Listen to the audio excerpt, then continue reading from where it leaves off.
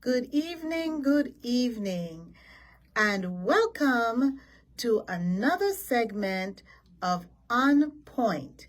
This is your servant and Senator, Carla Joseph, thanking you for joining me this evening, June 13th, here on the People's Station, WSTA Radio, 1340 AM, for my bi-weekly talk show, On Point, where I inform the listening audience on initiatives that I am pursuing and what is happening within our legislative body and items that affect all of you.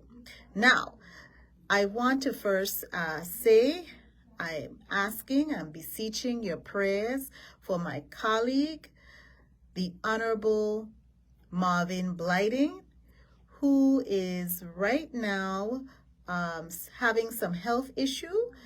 You've read the press releases. He got food poisoned, he suspects, and his family and him are under a lot of, I suspect, a lot of distress over his health. And so are we as his colleagues. And so I'm asking for your prayers, asking you to lift him and his family up in prayer. We know our God is a great healer, and we can do all things through Christ who strengthens us, and our God is here for us even during these times. This is very trying. So I really want to say a prayer. I've been praying for him. Definitely plead the blood of Jesus covering over him to heal him and so that he could recover. So he's dearly missed. We've been having some finance committee meetings over the past 2 weeks. Over the past week, rather. Today makes 1 week. It started last week, Tuesday. And my good colleague, Marvin Blyden, is a member of the Budget, Appropriations, and Finance Committee, and he is really missed because we normally have him very much engaged. He's there providing a lot of feedback, giving a lot of insight, and so we definitely want to lift him and his family up in prayer. It's not easy. This came out suddenly, and we're hoping for a very positive outcome. And I know our God is good and there will be a good outcome. So we just want to lead off with that. Also, I know, of course, everybody's getting ready for the festivities that are going to come up this month, ending of this month and into July. And speaking about festivities, I'm not a member of the Budget, Appropriations, and Finance Committee, but I sit in on, if not all, most of the committee meetings. And I must convey to you that there are some items that we need further clarity because we're looking at the numbers and we're not seeing where some of the monies are coming from and where they're actually going. So let me just backtrack and talk about festivities coming up. So we had the Department of Tourism came before us today, and of course, you know, the Division of Festivals is under the Department of Tourism. They're doing some fantastic work there, but at the same time, we aren't able to see how they are running based on their KPIs. And that's another, that those are key performance indicators. And, you know, they have it increased. In the budget book, they're saying it's increased and all of those things. And that would be their marketing and the like. And so we need some really good numbers, and they promised to send us that information. We also want to look at how we are marketing. I know they have in their trajectory about marketing with sport tourism, horse racing being one.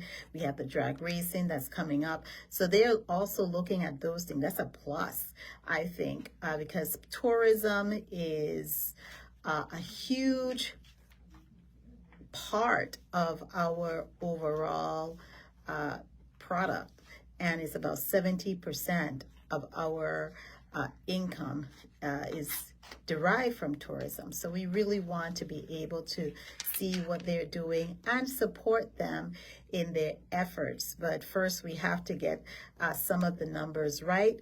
One of the items that we really needed to find out about when it deals with tourism is the Tourism Revolving Fund. That fund is supposed to support the operation and employees of the Department of Tourism, but we're not seeing that happening now. And the legislature had appropriated that, the operation, and that means the salaries of everyone who works for the Department of Tourism be taken out of the Tourism Revolving Fund, and it continues to be taken up. That was revealed today in the budget hearing, that it is being continued to being taken out of the general fund. So we got to get that cleaned up from the Department of Finance. I believe it's from 2021. And that's incidentally when I became elected, but I can't be credited for that, but we worked on it. And so we all collectively worked on it and said, you know what, take them out, let them, they are part of the tourism product. They're marketing us. Let them use that fund to actually cover some of their operations. So that's really good. And then we also had today before us the Virgin Islands Public Finance Authority, as well as ODR. And I want to say that's why I was a little late, because the committee meeting went a bit over the time that I estimated, and I just lost a little bit of track of time, so I want to apologize. I should have said that initially, but I was so concerned about making sure that I send up prayers for my colleague. So we also had that discussion with ODR and PFA. So those are things that we were talking about relative to their budget. ODR is looking to increase their budget by maybe 54%. They had asked in the budget book which was sent down, and that would be from the Office of the Governor. They sent down a request for $2 million. ODR has said is $4 million. That would make it work for them, and so they've asked for that increase. And because they are expanding their services that they plan to expand to not only includes now. Remember, ODR was managing FEMA monies mostly, just FEMA. Now they're expanding to U.S. Department of Housing and Urban Development disaster recovery funds. So they plan to actually manage that. Now, this is currently being managed under the Housing Finance Authority.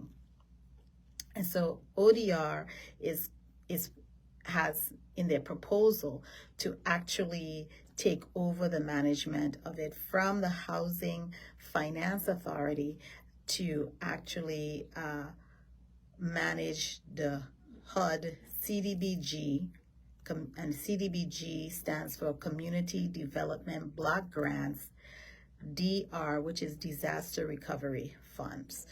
Now, you may say, well, what's the issue with that? Well, we have to make sure that can happen before we could say yes and increase ODR's budget to accommodate this move.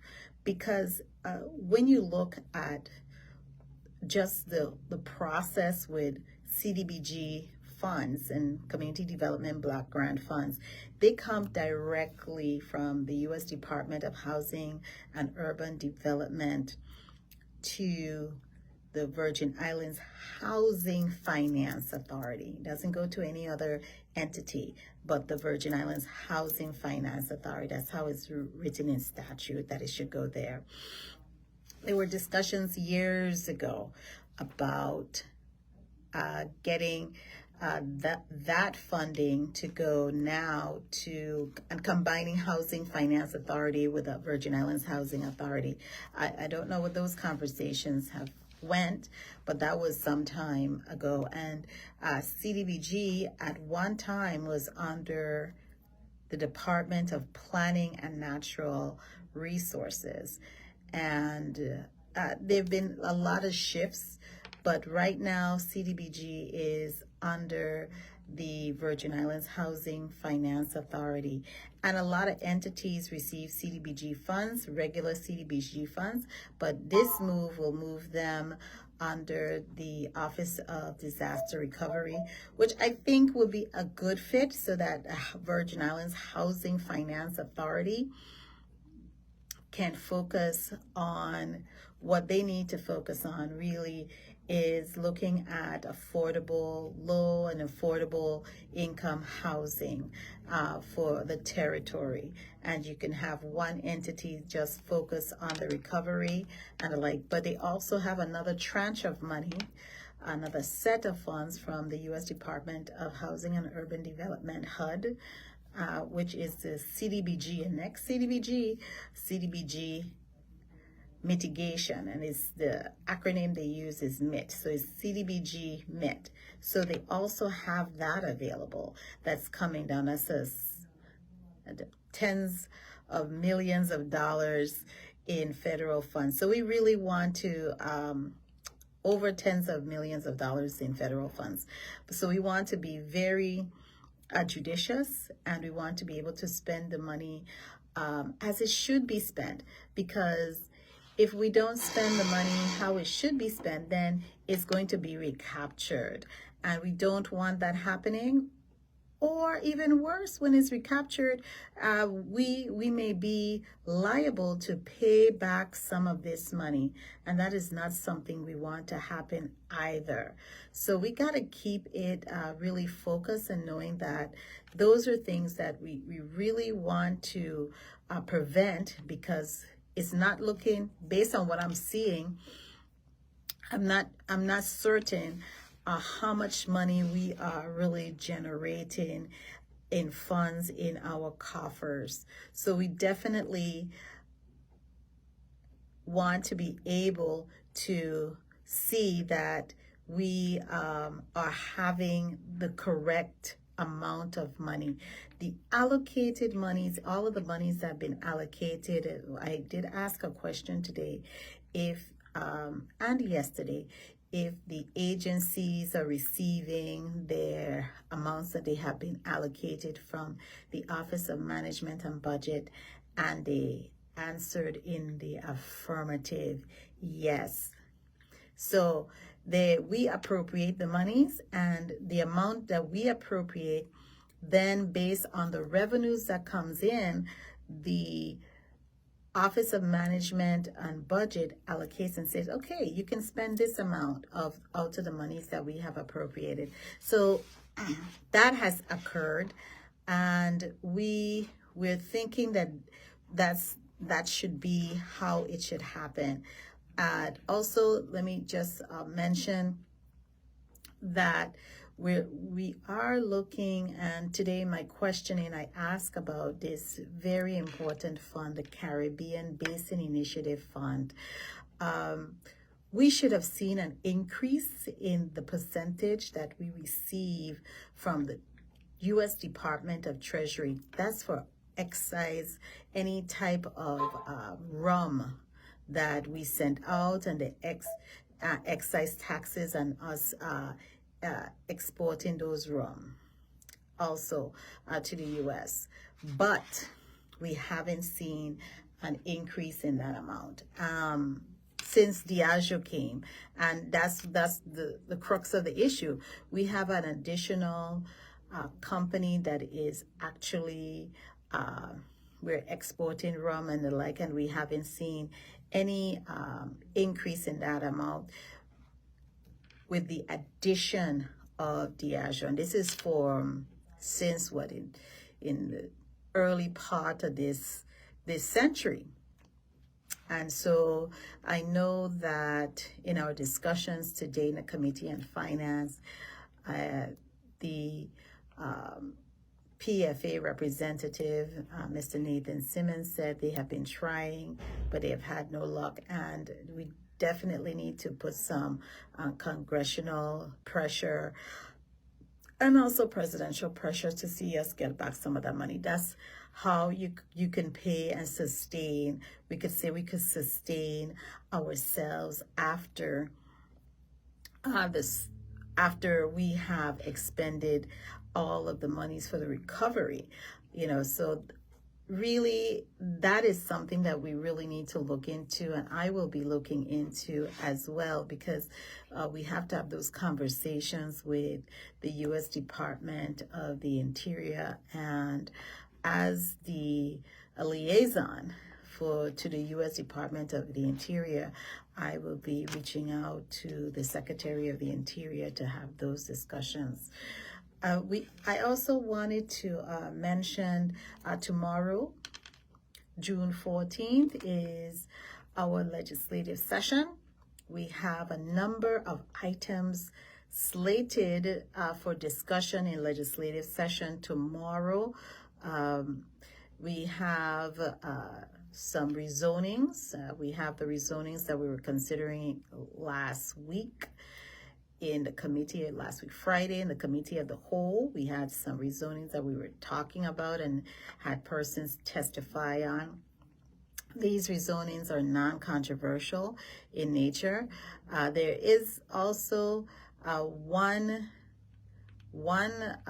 item persons in St. Croix have been having a bit of controversy about, and that is the cement block building in St. Croix, the cement block making enterprise that was passed by the legislature, and it was subsequently vetoed by the governor. So I won't say if that's going to be considered tomorrow, reconsidered by the body tomorrow, but it may be. We've been getting some from both sides of the coin. We've been getting persons who are in favor, and then you've been getting persons who are not in favor of that rezoning to accommodate that business, much needed business, I'll tell you, because now we are importing all of our cement block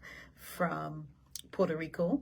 And I just mentioned we have disaster recovery. We are in a recovery mode, and so it's going to take us time to recover. 1, 2, there is a limit, getting supplies. That's what everybody's saying. It's being very challenging to get really the hard supplies, the hardware, and supplies that you need to build. Here in the Virgin Islands, we import everything, and this would be one thing that we don't import that we make. You will recall that heavy materials in St. Thomas, they used to actually make the cement blocks, but they've stopped based on the reports I received from my staff. They stopped right after the storms. So there's no other entity in the Virgin Islands that makes cement blocks. The question is whether in the location that this proposed project is going to be located is conducive. That is the question. So those are some of the items that we have that is up for discussion, and St. Croix is in the midst of a major controversy. I hope, and I know it's not going to tear the islands apart. It's going to make us greater and closer, but a decision is going to be made eventually. I'm sure of it on that.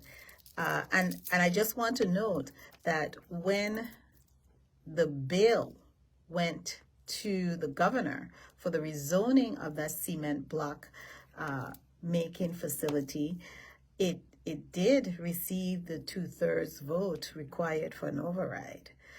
My position was I wasn't voting on it because I didn't have sufficient time to do my research. It was very quick. Didn't have sufficient time to talk to some of the neighbors in the area and also to listen to some of the opposition. So I still need just a little bit moment, but to conclude my research. But it's been very interesting, and you have to really know how to balance things out.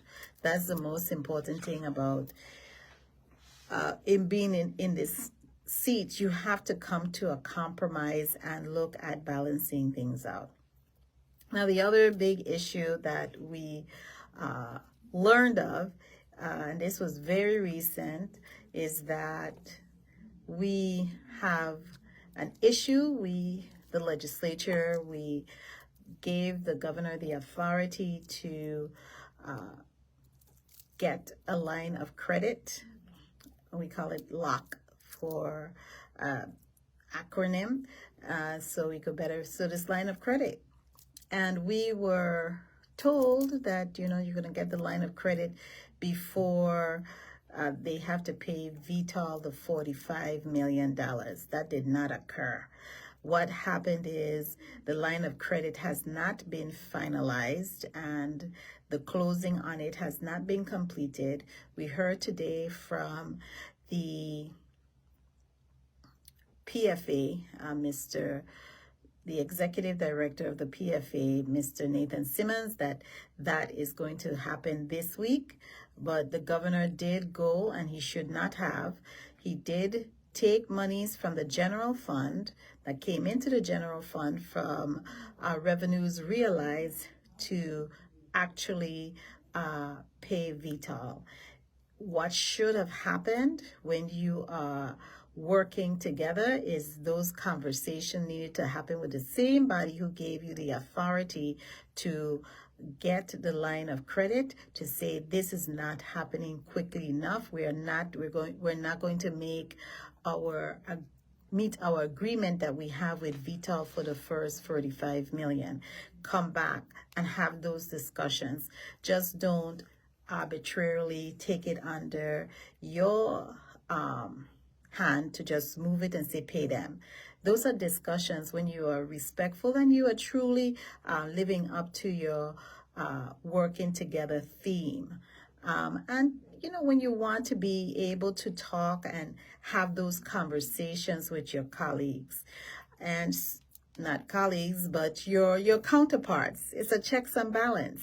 And so I am a bit disturbed that occurred like that. And it was revealed to us that the monies were paid. So they have $45 million that I understand will be closed out from First Bank for the line of credit.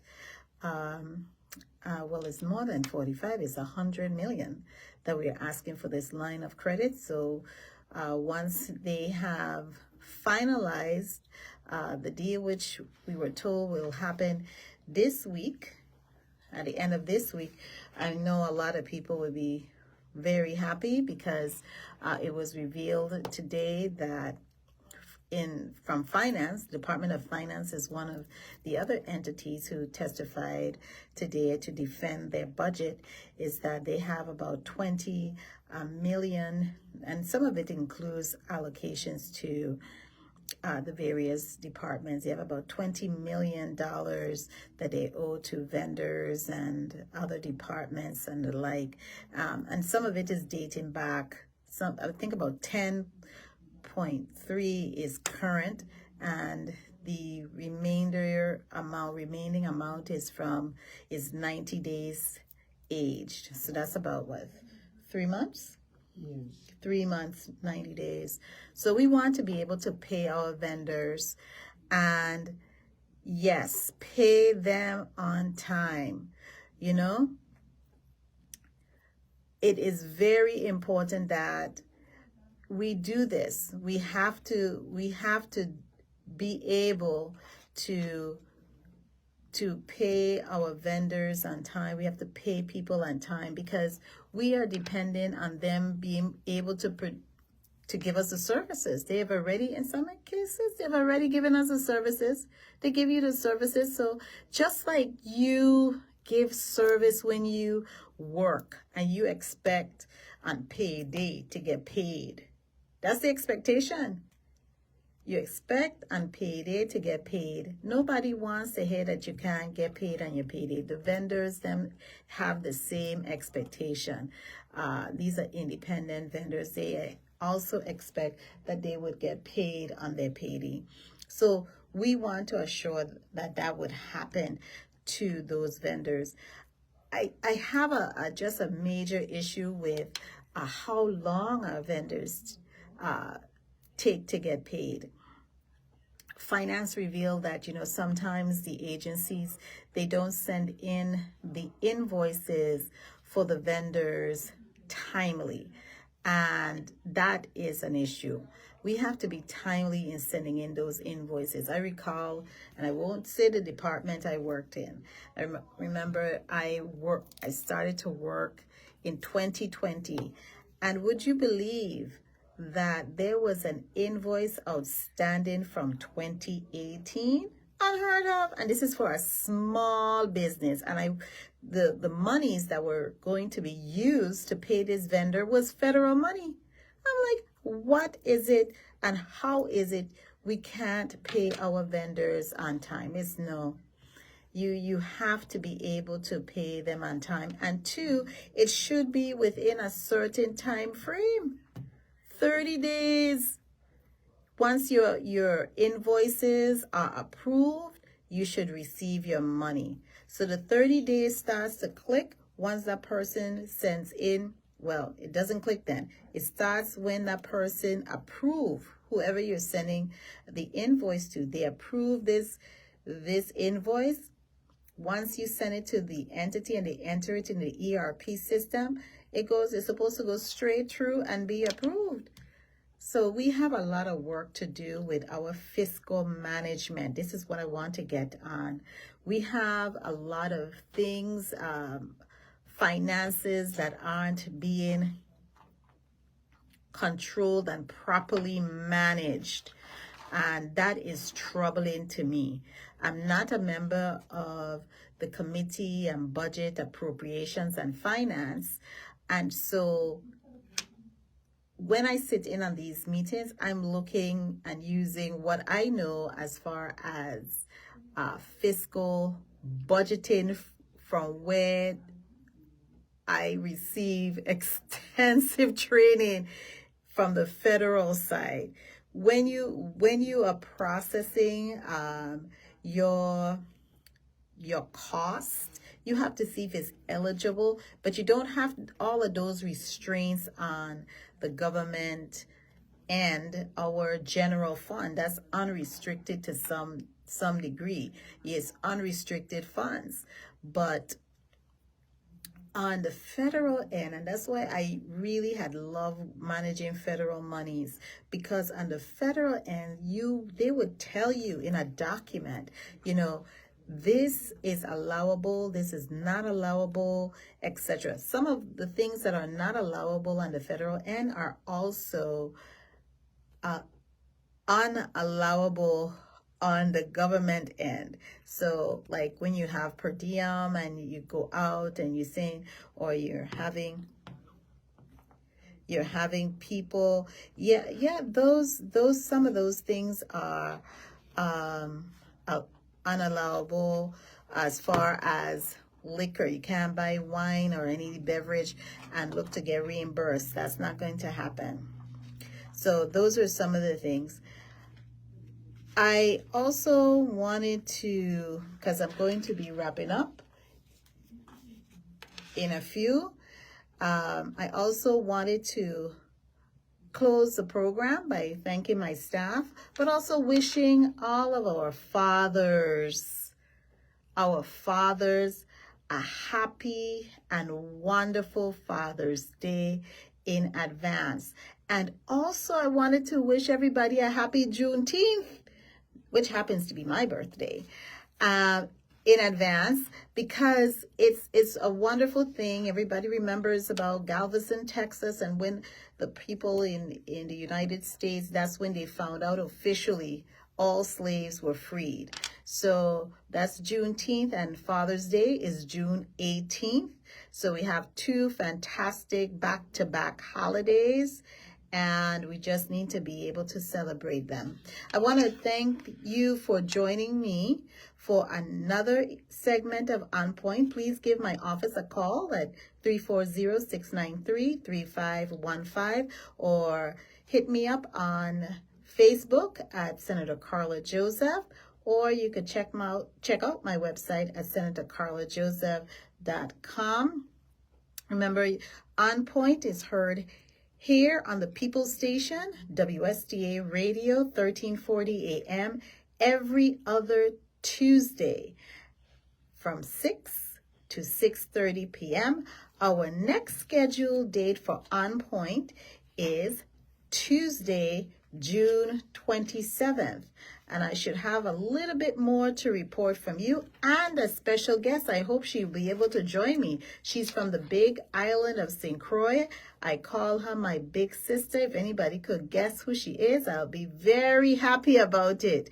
So thank you so much for joining me for On Point, and please listen in for another edition of On Point on June 27, right here on the People's Station, WSTA, from 6 to 6:30. Stay on point, Virgin Islands, and God bless.